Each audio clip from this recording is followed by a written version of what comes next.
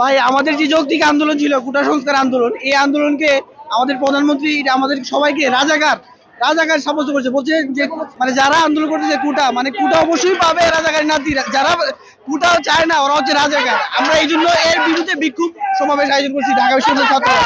সরকারি চাকরিতে মুক্তিযোদ্ধা কোটা সংস্কার নিয়ে প্রধানমন্ত্রী শেখ হাসিনার সংবাদ সম্মেলনে দেয়া বক্তব্যের পরিপ্রেক্ষিতে উত্তপ্ত হয়ে উঠেছে ঢাকা বিশ্ববিদ্যালয় সহ দেশের সব পাবলিক বিশ্ববিদ্যালয়ের ক্যাম্পাস।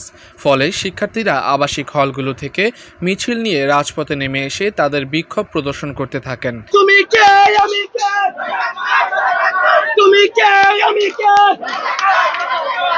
এ সময় তারা তুমি কে আমি কে, রাজাকার রাজাকার, কে বলেছে সরকার সরকার, রাজাকার আসছে রাজপথ কাঁপছে, চেয়েছিলাম অধিকার হয়ে গেলাম রাজাকার সহ বিভিন্ন স্লোগান দিতে থাকেন।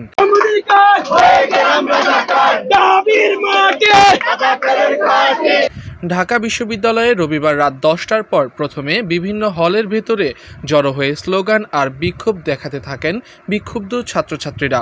পরে রাত 11টার পর থেকে 1:30টা পর্যন্ত বিভিন্ন হল থেকে মিছিল নিয়ে এসে জড়ো হন বিশ্ববিদ্যালয়ের রাজু ভাস্কর্যের সামনে।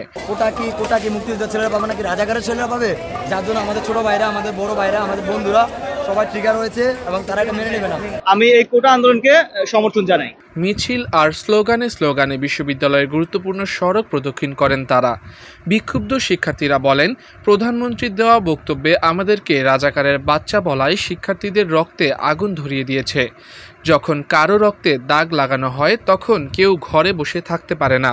প্রধানমন্ত্রী যদি তার বক্তব্য প্রত্যাহার না করেন তাহলে আমরা আরও বৃহত্তর আন্দোলনে নামতে বাধ্য হব।